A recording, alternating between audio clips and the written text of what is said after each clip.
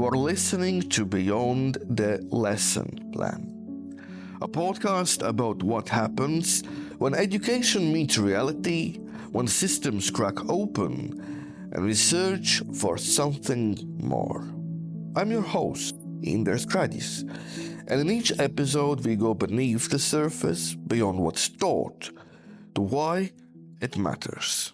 What does it mean to keep teaching when the world is falling apart? Let's start with Ukraine. Not because it's the only country in a crisis, but because it's the one that has taught the world to look again. When Russia invaded in 2022, over 1,800 schools were damaged or destroyed. Children studied in basements. Teachers spoke over air raid sirens. Parents tried to explain why education still mattered when the world no longer made sense. More than 5 million Ukrainian children have had their learning disrupted, and yet schools persisted in digital classrooms, in shelters, in train stations. Because to stop teaching would have meant surrendering not just to war, but to despair. But this is not new, and it's not isolated. In Syria, 12 years of war have erased an entire generation of students. Over 2 million children are out of school, and more than 7,000 schools lie in ruins or have been militarized.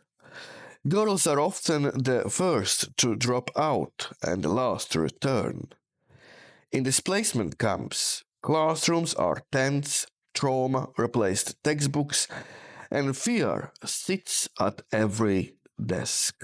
In Afghanistan, the collapse isn't due to bombs but bans. Since 2021, the Taliban has barred girls from secondary and higher education.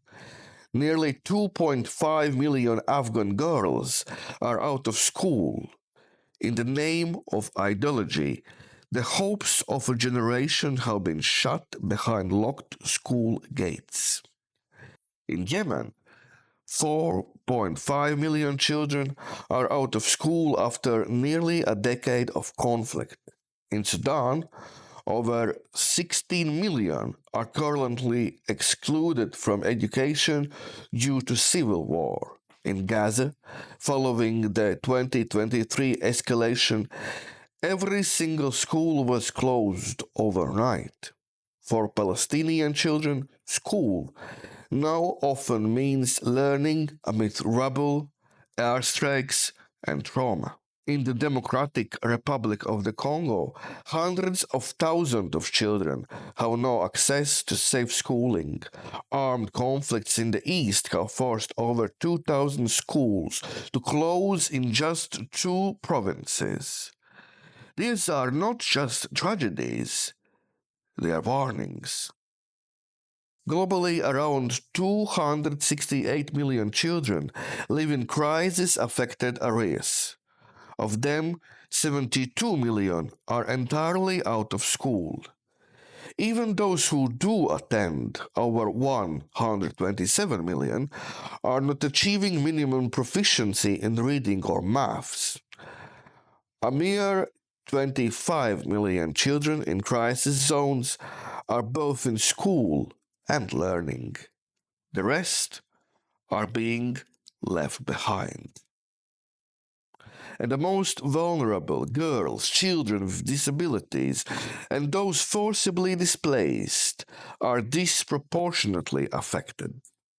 In the last year alone, the number of out of school children in emergencies rose by 1.45 million.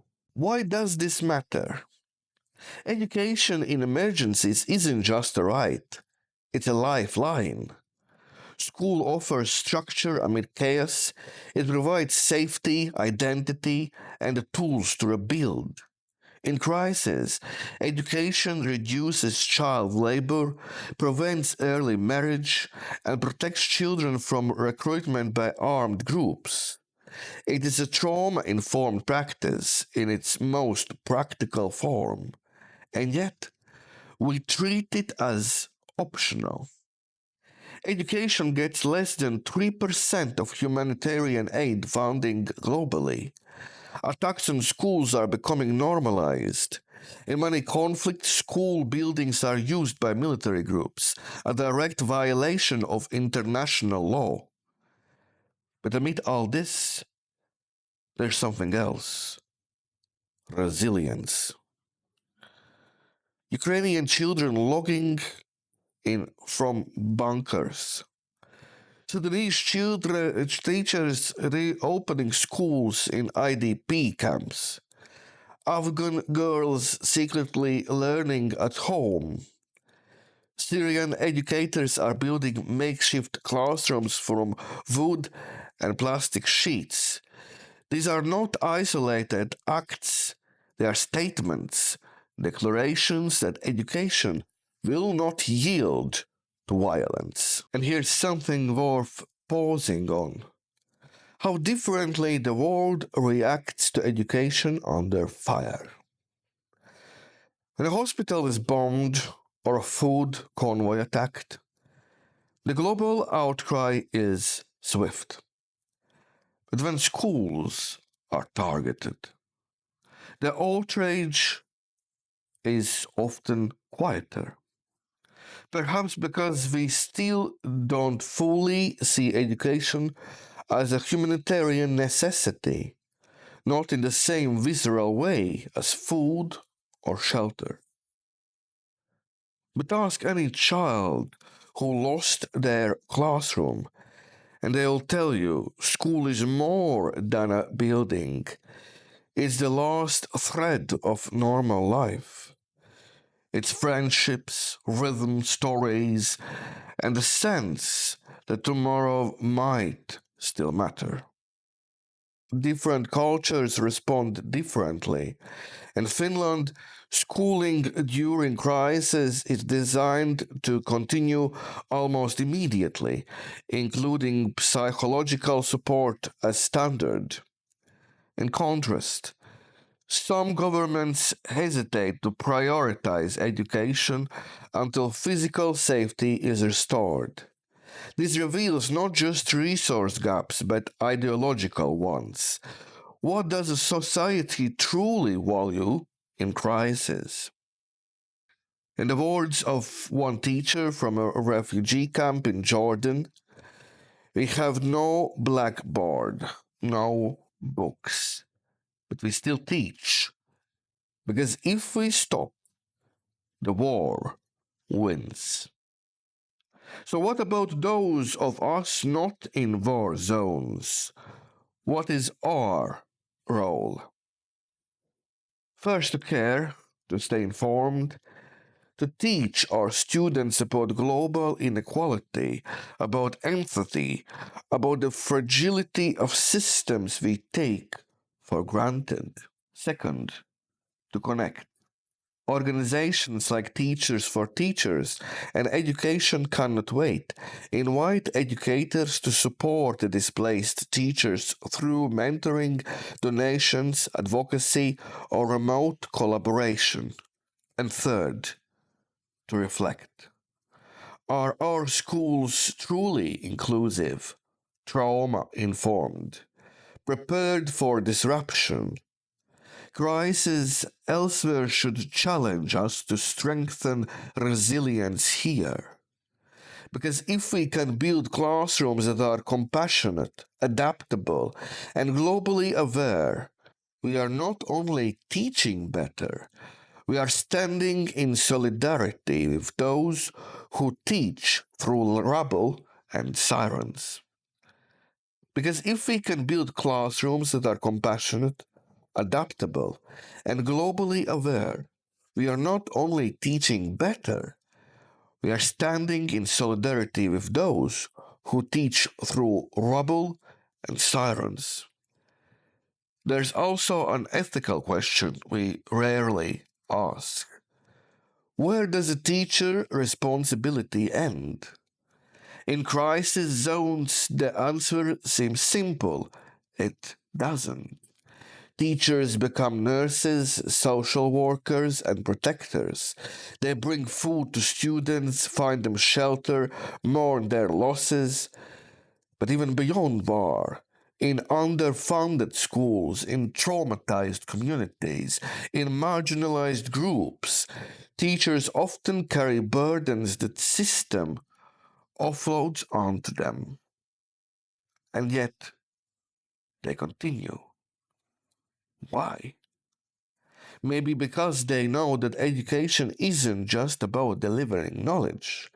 It's about standing up for humanity, even when the world forgets it.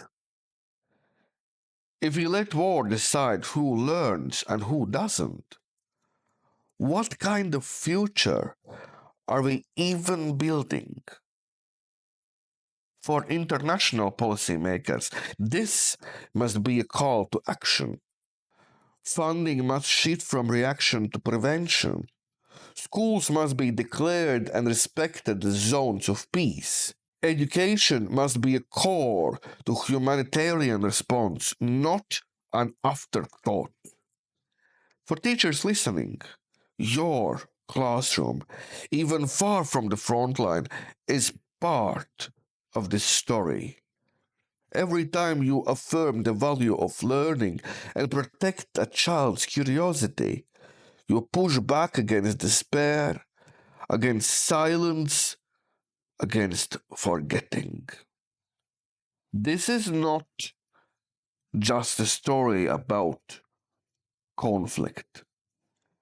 It's a story about resilience, moral courage, and the belief that learning should never stop, even in the darkest of times. Thank you for listening. That was this week's reflection from Beyond the Lesson Plan. If it resonated, share it. If it challenged you, even better. We will meet again, not in the margins, but at the core of what truly matters. Stay curious, stay kind.